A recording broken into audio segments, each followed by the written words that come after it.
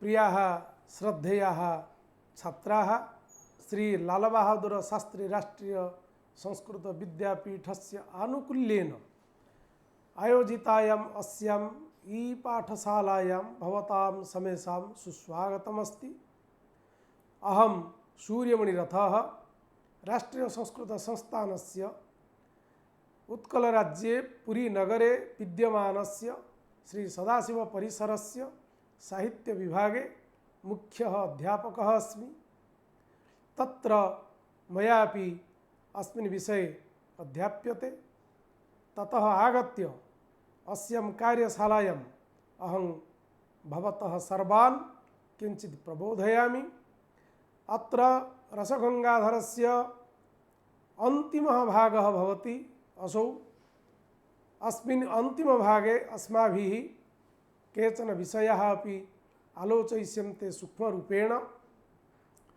तेषाम् आलोचनेन सामग्रिकतया भवतां किञ्चित् ज्ञानम् अपि आगमिष्यति।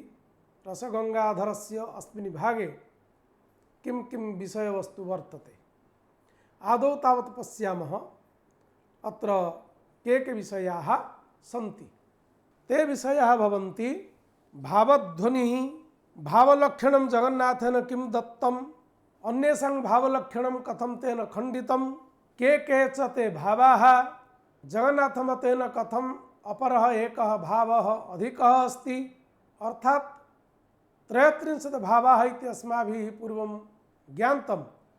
जगन्नाथमतेन 34 भावाः गुरुराजदेवतादि प्रीतिः तेन भावरूपेण स्वीक्रियते। अतः अयं भावः 34तमः इति तस्य अभिप्रायः। ततः भावानां लक्षणम् उदाहरणं च तत्र बहुविस्तारतया तेन तत्र प्रदत्तम् आलोचितं च। रसाभासस्य लक्षणमपि आलोचितमस्ति। ततः परं भावशान्तिः, भावोदयः, भावसबलता च इत्येवं रूपेण अपि किञ्चित् तत्र आलोचितमस्ति।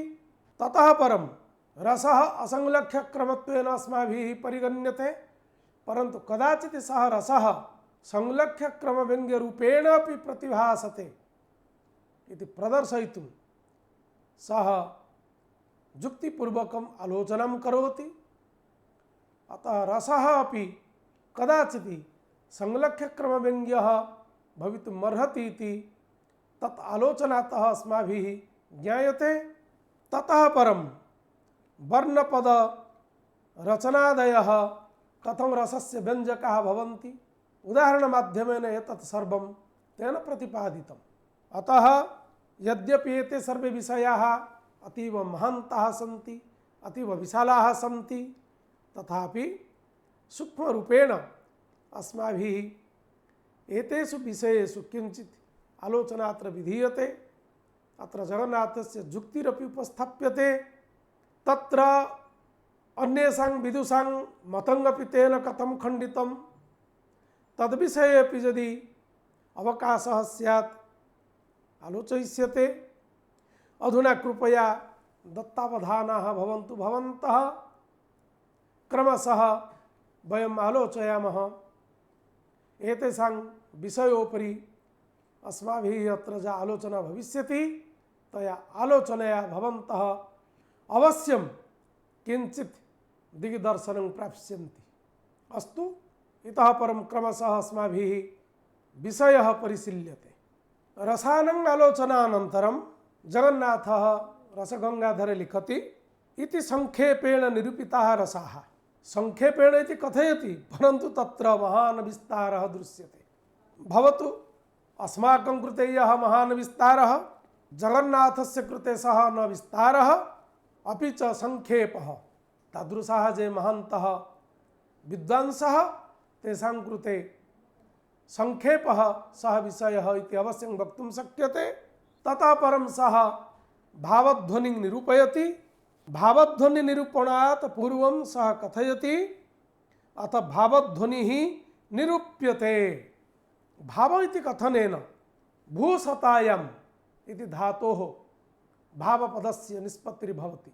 यद्यपि भावस्य लक्षणम् अन्यत् उक्तमस्ति, तथापि तस्य मूलः धातुः भू वर्तते, भूसत्तायां भावः चित्तवृत्तिविशेषः, चित्तस्य काचित् वृत्तिर्भवति मनसि या स्थितिर्भवति यस्याः चित्तवृत्तेः सत्ता मनसि वर्तते सा चित्तवृत्तिः भावः इति उच्यते।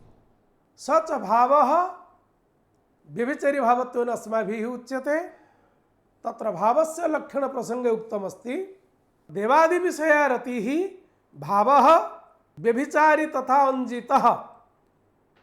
यदि व्यभिचारी भावः अंजितो नाम व्यंजितो भवति, व्यंग्य रूपेण आगच्छति कश्चित् व्यभिचारी भावः, तदानीं सोऽपि भावरूपेण उच्यते। अतः देवादि विषया रतिः अपि भावः, व्यंजित व्यभिचारी अपि भावः। अधुना व्यंजितः व्यभिचारी कथमस्ति भावरूपेण तत् सोदाहरणं प्रतिपादयितुं भावस्य लक्षणम् आदौ कथयति।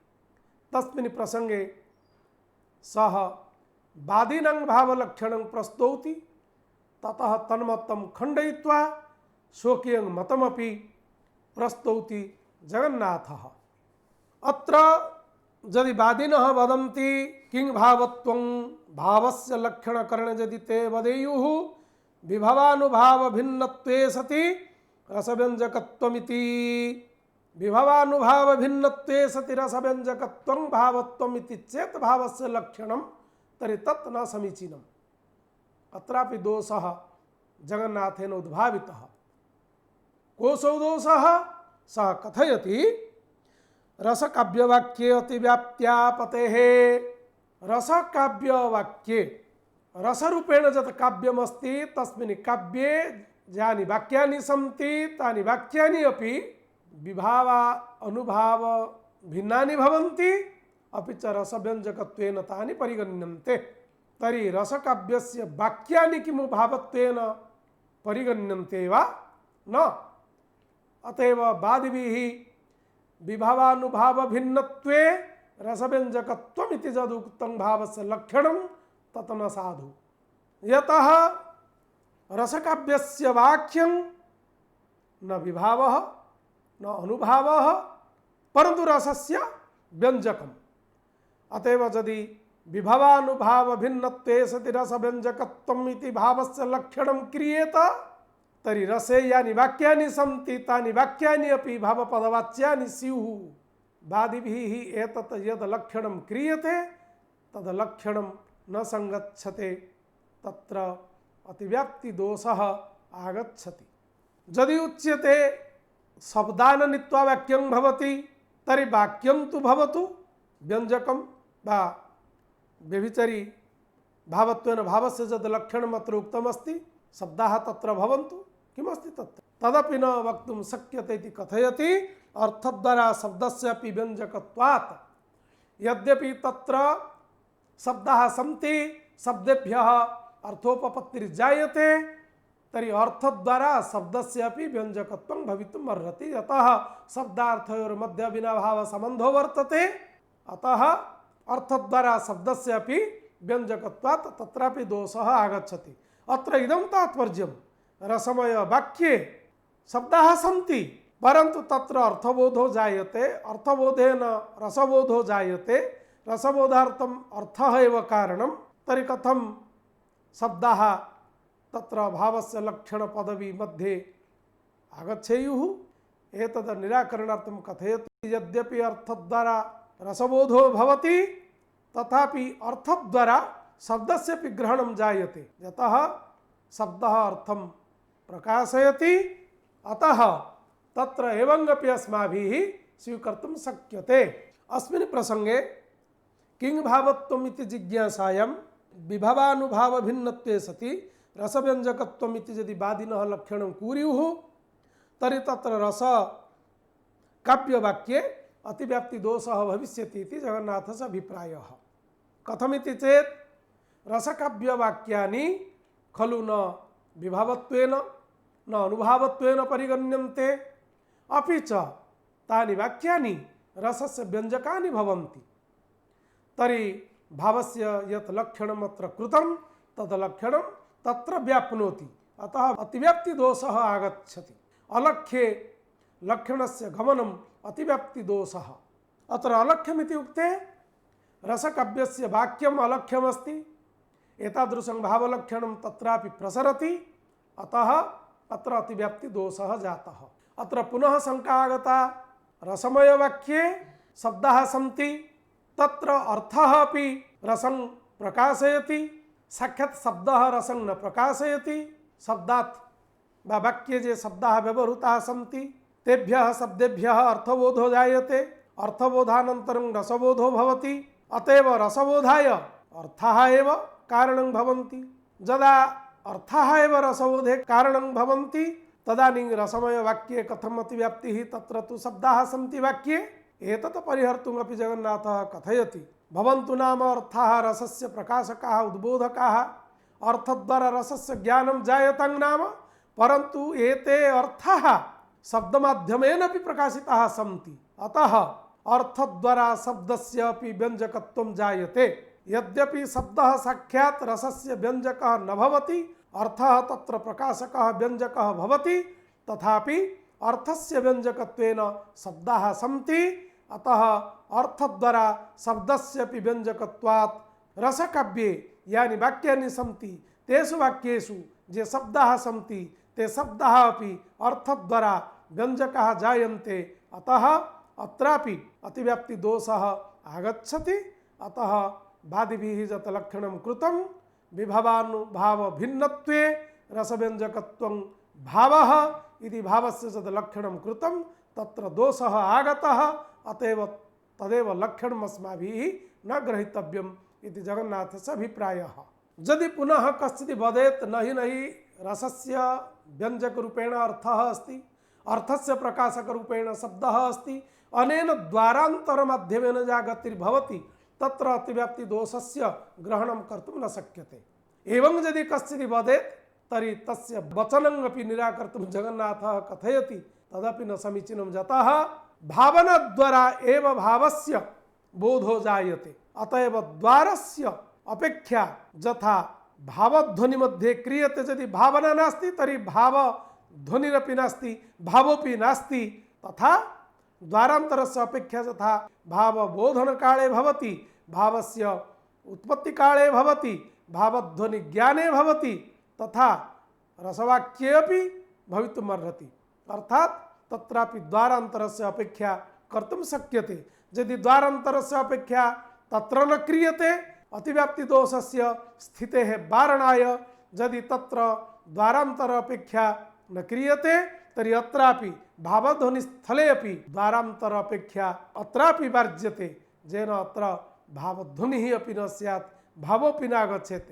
अतः अत्रापि यथा द्वारान्तर अपेक्षा क्रियते तत्रापि तथा द्वारान्तर अपेक्षा क्रियेत, अपि च तत्रापि द्वारान्तर अपेक्षायां यथा दोषः आगच्छति तथा सः दोषः भावस्य लक्षणे अपि प्रसज्यते।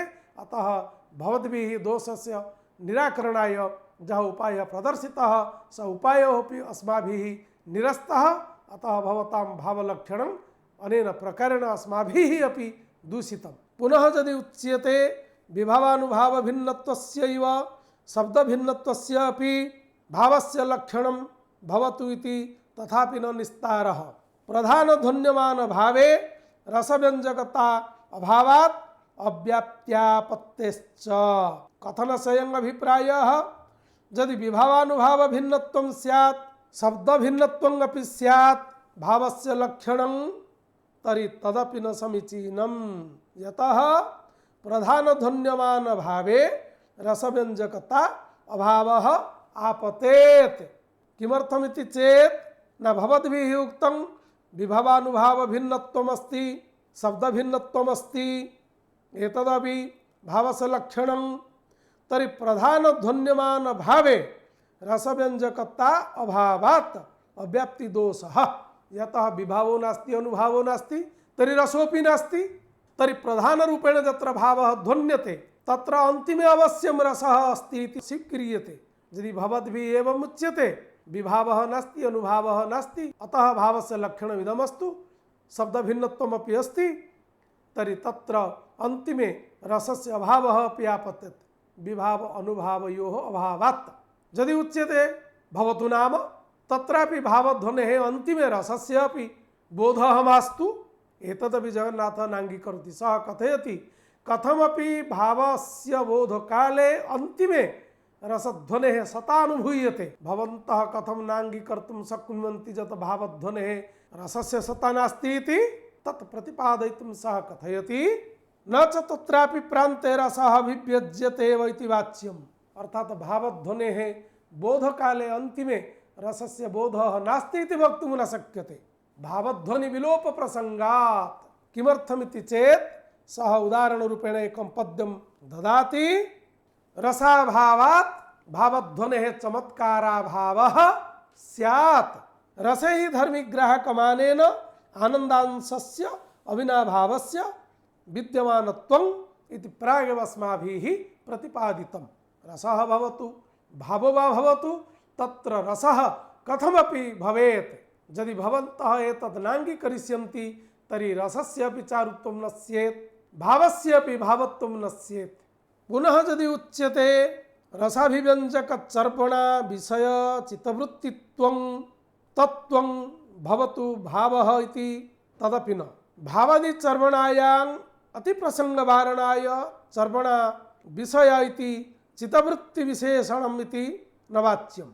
यदि उच्यते इतः पूर्वमपि उक्तमस्ति प्राधान्येन ध्वन्यमानस्यपि भावस्य प्रान्ते रसाभिव्यञ्जकत्वम् अस्तु तथापि देशकालवयो अवस्थादि नाना पदार्थ घटिते पद्यवाक्यर्थे तथापि अतिव्याप्तिः तस्य विभावानुभाव भिन्नत्वे सति रसाभिव्यञ्जकत्वात्। तत्रापि विभावानुभाव भिन्नत्वं वर्तते रसस्य व्यञ्जकत्वमपि अस्ति अतएव तत्रापि भावः प्रसज्येत। ततः अपि निवृत्त्यर्थं यदि उच्यते रसभावाभिव्यञ्जकचर्वणा विषय चित्तवृत्तित्वं तत्त्वं भावस्य लक्षणवस्तु तदपि न। यतः भावादिचर्वणायाम् अतिप्रसङ्गवारणाय चित्तवृत्तिविशेषणम् इति यद् उक्तं तदपि तत्र न संगच्छते। एकं पद्यं तत्र उदाहृत्य आचार्यः प्रतिपादयति कथमत्र भावः अस्ति चित्तवृत्तिविषयत्वमपि अस्ति। कालागुरुद्रवंसा हालाहलवत् विजानति नितराम् अपि नीलोत्पलमाला बाला व्यालावलिं किल आमनुते। कालागुरुद्रवंसा हालाहलवत् विजानति नितराम् अपि नीलोत्पलमालां बाला व्यालावलिं किल आमनुते। अत्र हालाहल सदृशत्व प्रकार ज्ञाने अतिव्याप्तेः तस्य विप्रलम्भ अनुभावत्वेन रस अभिव्यञ्जक चर्वणा विषयकत्वात् चित्तवृत्तित्वात् च। अस्मिन् पद्ये विप्रलम्भ शृंगारः वर्तते हालाहल सदृशत्व प्रकारक ज्ञाने अतिव्याप्तेः। हालाहल सदृशत्व प्रकारक ज्ञानमिति उक्ते कालागुरुद्रवं सा विरहिणी महिला सा विरहिणी नायिका सा विरहिणी युवती हालाहलवत् विजानाति। अगुरु कृष्णवर्ण द्रव्य विशेषः तत् कृष्णवर्णं द्रव्य विशेषं दृष्ट्वा सा विषत्वेन परिगणयति। अपि च नीलोत्पला माला या वर्तते नीलोत्पलेन विरचिता जा माला वर्तते नीलोत्पलैः रचिता जा माला वर्तते सा तु न माला सा कृष्ण सर्पतुल्या एवं भूता जा बुद्धिः वर्तते। अत्रापि कथं विचारः क्रियते जगन्नाथेन सः विचारः अधुना अस्माभिः पर्यालोच्यते। अस्मिन् पद्ये हलाहल सदृशत्व ज्ञाने अतिव्याप्तेः। किमर्थमिति चेत् विप्रलम्भ अनुभावत्वेन रसाभिव्यञ्जक चर्वणा विषयत्वेन चित्तवृत्तित्वेन च गणना क्रियते। अतः भवद्भिः इतः पूर्वं यदुक्तं तत्सर्वम् अत्र न संगच्छते। अतः अत्र चित्तवृत्तिविषयत्वेन विप्रलम्भ अनुभावत्वेन च रसव्यञ्जक चर्वणा विषयत्वेन च सर्वमपि वर्तते। अतः अत्रापि अतिव्याप्तिर्भवति। अतः भावस्य अन्यत् किमपि लक्षणम् अस्माभिः कर्तुं शक्यते।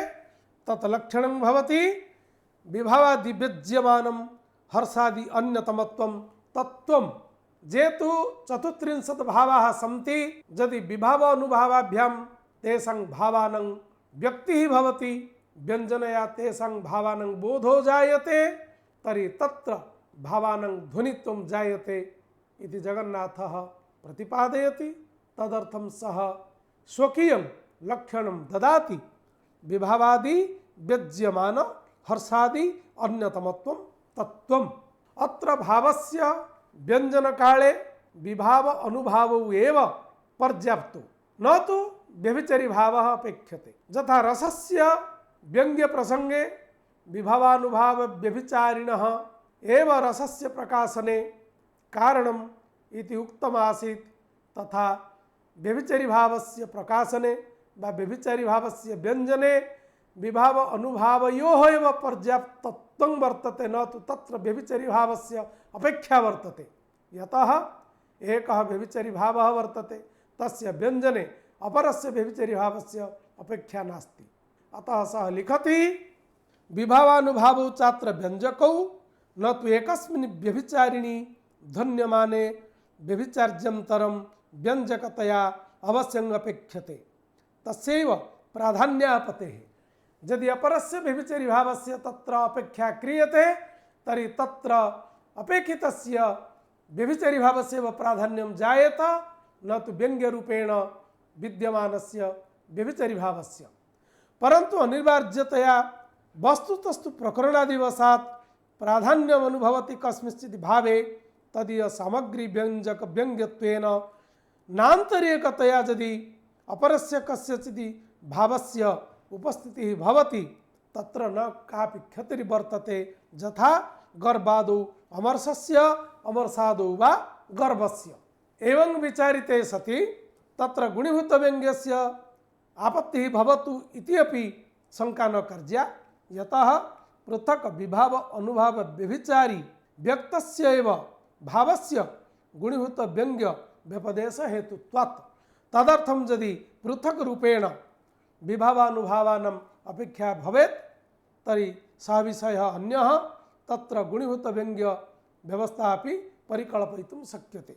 परन्तु यत्र स्वतंत्र रूपेण कस्यचित् भावस्य ध्वननं भवति तत्र यदि विभाव अनुभाव व्यञ्जक रूपेण वर्तेते तर्हि तत्र गुणीभूत व्यङ्ग्यस्य कल्पना कर्तुं न शक्यते, तत्र व्यभिचारी भावस्य ध्वनित्वम् एव भवितुमर्हति। अतः उक्तं नान्तरीयकतया भावस्य ध्वननं भवति, अन्यथा गर्भादि ध्वनेः उच्छेदः एव स्यात्। अनन्तरं तत्र 34 भावाः परिगणिताः सन्ति। तत्र येषु भावेषु केचन भावाः अस्माभिः अधुना संक्षेपरूपेण आलोचयिष्यन्ते। तत्र द्वितीय भावरूपेण स्मृतिभावः जगन्नाथेन अङ्गीकृतः अस्ति। तत्र स्मृतिभावस्य लक्षणं तेन उच्यते संस्कारजन्यं ज्ञानं स्मृतिः। यद् ज्ञानं संस्काररूपेण वर्तते तत्र स्मृतिः भवति। तदर्थम् एकम् उदाहरणम् अपि ददाति। तस्मिन् उदाहरणे अपि कश्चित् शास्त्रार्थः तेन परिकल्पितः। सः शास्त्रार्थः अस्माभिः अत्रापि आलोचयिष्यते। उदाहरणं तु अस्ति तन्मञ्जुमन्दहसितां स्वसितानितानि सा वै कलङ्कविधुरा मधुराननश्रीः अद्यापि मे हृदयमुन्मदयन्ति हन्त सायन्तनाम्बुजसहोदरलोचनायाः। अत्र चिन्ताविशेषः विभावः भ्रूनतिः गात्र निश्चलत्वम् आक्षेपरूपेण आगच्छति। एतत्तु अनुभावः। अत्र चिन्ताविशेषः विभावः, भ्रूनतिः गात्र निश्चलत्वं च अनुभावः। एतौ द्वौ अत्र व्यञ्जकौ। एतेन नायिकायाः कृते नायकस्य स्मृतिः व्यङ्ग्यरूपेण आगच्छति। अत्र कथनस्य अभिप्रायः नायिकायाः एतादृशी या स्थितिः पूर्वं नायकेन अनुभूता, सा अनुभूतिः स्मृतिरूपेण वर्तते नायकस्य हृदये। अधुना यदा नायकः नायिकायाः तादृशीं स्थितिं स्मरति तदानीं तस्य स्मरणे नायिकायाः सा पूर्ववर्तिनी स्थितिः आगच्छति। अतः अत्र स्मृतिः ध्वन्यते, व्यज्यते। अत्र शास्त्रार्थः एवमस्ति। अत्र यद्यपि विप्रलम्भ शृंगारस्य व्यङ्ग्यत्वम् इति वक्तुं शक्यते, तथापि पुरस्फूर्तिकतया श्रवणमात्रेण श्लोकस्य चिन्तनमात्रेण मननमात्रेण नायकस्य नायिकागता स्मृतिः आदौ आगच्छति। अतः स्मृतिभावस्य ध्वननम् इति अत्र जगन्नाथेन प्रतिपादितम्। अत्र नैयायिकानां विचारेण तदादेः बुद्धिस्त प्रकारावच्छिन्ने शक्तिरिति नये स्मृतेः वाच्यत्वम् अस्तु। नैयायिकानां मतेन तन्मञ्जुमन्दः हसितं स्वसितानि तानि इति वाक्ये तन्मञ्जुमन्दः हसितम् इति तत् इति यत् पदं प्रयुक्तं, तत् पदेन स्मृतिः पूर्ववर्तिनी नायिकायाः या अवस्था सा अवस्था वाच्यमाना जाता, अतएव स्मृतिः अत्र वाच्यत्वेन परिगणिता अस्तु। एतत्तु जगन्नाथः नाङ्गीकरोति। सः कथयति तत्पदेन यद्यपि स्मृतेः वाच्यत्वं भवति, तर्हि तत्पदेन स्मृतेः या अवस्था ज्ञायते सा अवस्था आद्यावस्था एव भवतु, सा आद्यावस्था एव वाच्यत्वेन परिगणिता भवतु, परन्तु अन्ततो गत्वा नायिकायाः या अवस्था तेन स्मर्यते सा अवस्था तु कदाचित् वाच्यमाना मास्तु। कथनस्वयं अभिप्रायः तत् इति सर्वनामपदमस्ति। सर्वनामपदेन स्मृतेः कश्चित् परिधिः काचित् परिसीमा अपि आगच्छति, तावदेव तत्पदं बोधयितुं शक्नोति। ततोपि अग्रे स्मृतेः या अवस्था अस्ति सा अवस्था तु तत्पदेन बोद्धुं न शक्यते। सा अवस्था केवलं स्मृतिरूपेण वर्तते, व्यङ्ग्यरूपेण वर्तते। अतएव सामान्यरूपेण तत्पदेन यदा स्मृतिः आगच्छति, सामान्यरूपा सा स्मृतिः तदानीं वाच्यमाना भवतु, तत्र न कापि क्षतिः। परन्तु विशेषरूपेण या स्मृतिः आगच्छति सा स्मृतिः कदाचित् वाच्यमाना न भवति, सा स्मृतिः व्यङ्ग्यरूपेण प्रतिभासिता भवति, अवभासिता भवति, बोध्याः भवति। एवं रूपेण तत्र भावानाम् आलोचनं जगन्नाथेन कृतमस्ति। तत्र ये 34 भावाः तेषां समेषां भावानाम् अपि तत्र आकलनं कृतम्, उदाहरणम् अपि प्रदत्तं। तत्र व्रीडाभावस्य लक्षणम् अपि तेन कृतं। स्त्रीणां पुरुषमुखावलोकनादेः पुंसां च प्रतिज्ञाभंग पराभवादेः उत्पन्नः वैवर्ण्य अधोमुखत्वादि कारणीभूतः चित्तवृत्तिविशेषः व्रीडा। तत्र उदाहरण प्रसंगेपि तेन एकं पद्यम् उदाहृतं। कुच कलशजुगान्तर मामकीनं नखाङ्कं सपुलकतनुमन्दं मन्दमालोकमाना विनिहितवदनं मां वीक्ष्य बाला गवाख्ये चकित नतनताङ्गी सद्म सद्यो विवेश। अत्र प्रियस्य दर्शनं तेन नायिका कर्तृक तत् कुचान्तरवर्ती प्रिय नखक्षतावलोकन जन्य हर्षावेदक तनुपुलकादेः दर्शनं च विभावः सद्यः सदन प्रवेशः अनुभावः एतेन नायिकागता व्रीडाः अत्र व्यज्यते। एवं रूपेण क्रमशः सः समेषां भावानां लक्षणम् उदाहरणं च अत्र प्रददाति। तत्र रसाभास विषये अपि महती आलोचना जगन्नाथेन कृतास्ति। तद्विषये अस्माभिः अत्र किञ्चित् आलोचयिष्यते। भावानां आलोचनानन्तरं सः रसाभास विषये वादिनां अपि मतम् उत्थाप्य खण्डयति। तत्र वादिनः कथयन्ति अनुचित विभाव आलम्बनत्वं रसाभासत्वम् इति यदि रसाभासस्य लक्षणम् उच्येत तर्हि तत्रापि दोषः आगच्छति। तदर्थं सः कथयति तदपरे न क्षमन्ते। विभावादीनाम् अनुचित्यं यदुक्तं तत् अनुचित्यं तु लोकतः अस्माभिः द्रष्टव्यं, परन्तु रसाभासस्य इदं लक्षणम् अपि न सम्भवेत्। यतः मुनिपत्न्यादि विषयकरत्यादेः संग्रहे अपि बहुनायक विषयायाः अनुभवनिष्ठायाश्च रतेः संग्रहणम् अनेन लक्षणेन न भवति। अत्र वादिनः कथयन्ति अनुचित विभावत्वं रसाभासत्वं भवतु इति लक्षणं रसाभासस्य, परन्तु जगन्नाथः कथयति अनेन लक्षणेन मुनि गुरु राजादि पत्नीनां अथवा राजकन्यानां कृते अनुचित विभावस्य गणनां नीत्वा रसाभासः भवितुम् अर्हति। परन्तु जत्र रतेः अनुभवनिष्ठत्वमस्ति अथवा बहु नायक विषयत्वं भवति तत्रापि रसाभासस्य गणना कर्तुं न शक्यते। परन्तु तादृशे स्थलेपि रसाभासः भवति। अतः एव रसाभासस्य एवंभूतम् एकं लक्षणम् अस्माभिः करणीयं यत् सर्वत्रैव अन्वययुक्तं भवेत्, सर्वत्रैव तत् लक्षणं प्रसरेत्। तथाविधं लक्षणं कर्तुं जगन्नाथः कथयति। अनुचित्येन रत्यादयः अपि संयोजनीयाः, अर्थात अनुचिता रतिः रसाभासः एवं वक्तव्यं, न तु अनुचित विभावः रसाभासः। अनुचित्येन रत्यादीनां संयोजनेन इदं लक्षणं सर्वत्र प्रसरति। मुनिगुरु राजादि पत्नीनां कृते यदि तथाविध अनुचितस्य कस्यचित् प्रणयभावो जायते तत्रापि रसाभासः। रतेः अनुभवनिष्ठत्वेपि रसाभासः, बहुनायक विषयत्वेपि रसाभासः। एका नायिका तत्र बहवः नायकाः आकृष्टाः सन्ति तत्रापि रसाभासः जायते। अतएव रसाभासस्य इदम् अन्तिमं लक्षणं जगन्नाथेन यद् दत्तं तत् समीचीनं। तेन सर्वत्रापि रसाभासस्य लक्षणं प्रसरेत्।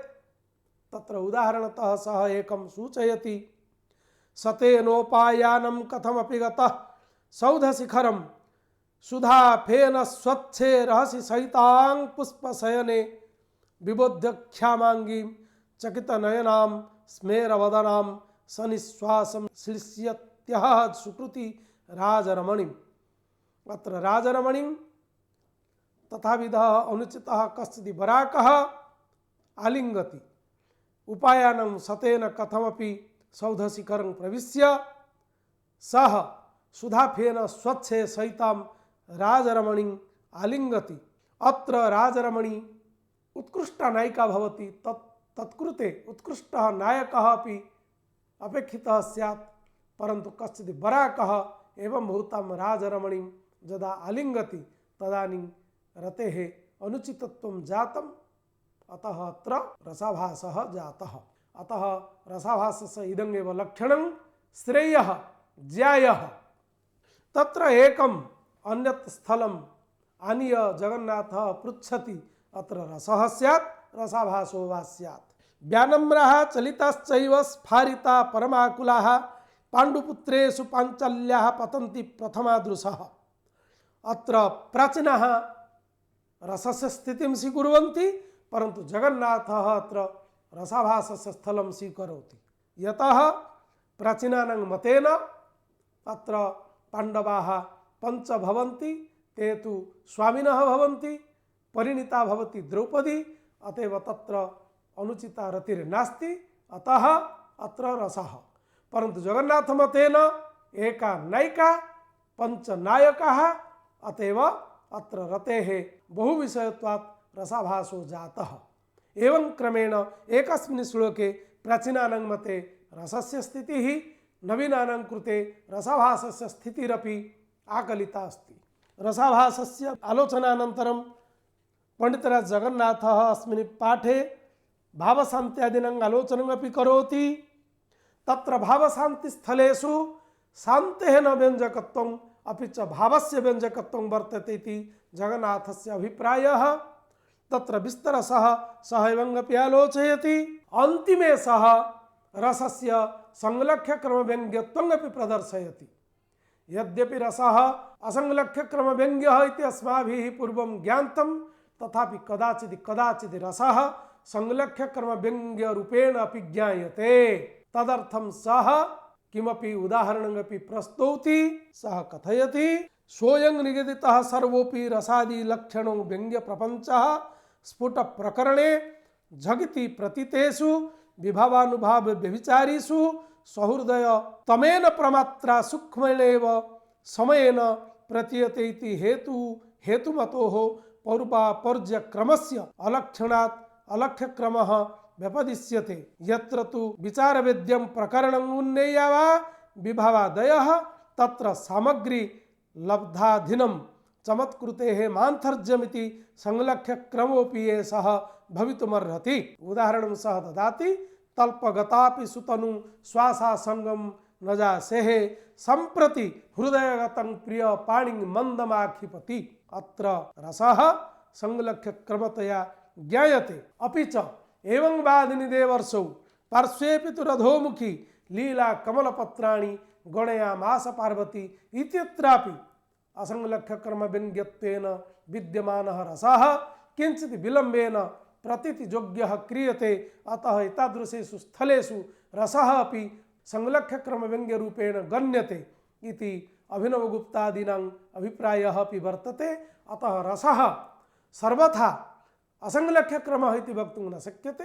कुत्रचित् परिस्थिति दृष्ट्या विलम्बेन प्राकरणिक वस्तूनां पर्यालोचनेन विलम्बेन रसस्य प्रतीतिः भवति, रसस्य प्रतीतिर्जायते इति कृत्वा एतादृशेषु स्थलेषु रसः असंलक्ष्य क्रम व्यङ्ग्य रूपेण अपि प्रतिपादयितुं शक्यते। अधुना अस्य पाठस्य अन्तिमे भागे रसादीनां व्यञ्जक रूपेण वर्णपदादि रचनानां प्रदर्शनमपि जगन्नाथेन करिष्यते। सः तदर्थम् उदाहरणमपि प्रददाति। तदित्थं निरूपितस्य अस्य रसादिध्वनि प्रपञ्चस्य पदवर्ण रचना वाक्य प्रबन्धैः पदैकदेशैः अवर्णात्मकैः रागादिभिः च अभिव्यक्तिमामनन्ति। यथा मंदमाखिपतीति हृदयगतं प्रियपाणिं मंदमाखिपति सवाला। अत्र मंदपदेन अपि विप्रलम्भस्य ध्वननं जायते। रचना वर्णानां पदवाक्यांतर्गतत्वेन व्यञ्जकता अवच्छेदक कोटि प्रविष्टत्वमेव न तु व्यञ्जकत्वमिति यद्यपि सुवच्चं तथापि पदवाक्य विशिष्ट रचनात्वेन रचना विशिष्ट पदवाक्यत्वेन वा व्यञ्जकत्वमिति विनिगमन विरहेण घटादौ दण्डचक्रादेः कारणत्वस्यैव प्रत्येकमेव व्यञ्जकतायाः सिद्धिरिति प्राचीनः वदन्ति। वस्तुतः नवीनानां मतेन वर्णरचना विशेषाणां माधुर्यादि गुणाभिव्यञ्जकत्वमेव न तु रसाभिव्यञ्जकत्वमिति गौरवात् मानाभावाच्च। अर्थात् तत्र माधुर्यादि गुणानां अभिव्यञ्जकत्वेन वर्णरचनादयः सन्ति। माधुर्यगुणः रसस्य अपि व्यञ्जकः भवति इति कृत्वा परम्पराक्रमेण अपि रसस्य व्यञ्जकरूपेण वर्णरचनादयः वर्तन्ते। अनेन क्रमेण रसगंगाधरस्य भवन्तः अपि मूलपाठम् अवलोक्य अस्माभिः अत्र ये पाठाः आलोचिताः तेषाम् आलोचनं विधाय पूर्णाङ्गरूपेण तत्र विषयवस्तूनां ज्ञानं करिष्यन्ति। अधिकेन अलम् एतावता अहं विरमामि। भवतां पुनः अत्र गृहं गत्वा यत् पाठालोचनं करिष्यते भवद्भिः तत्रापि भवतां सुबोधः भवतु इति आशास्य विरमामि। विस्तरात् इति तावत् शुभमस्तु। नमो नमः।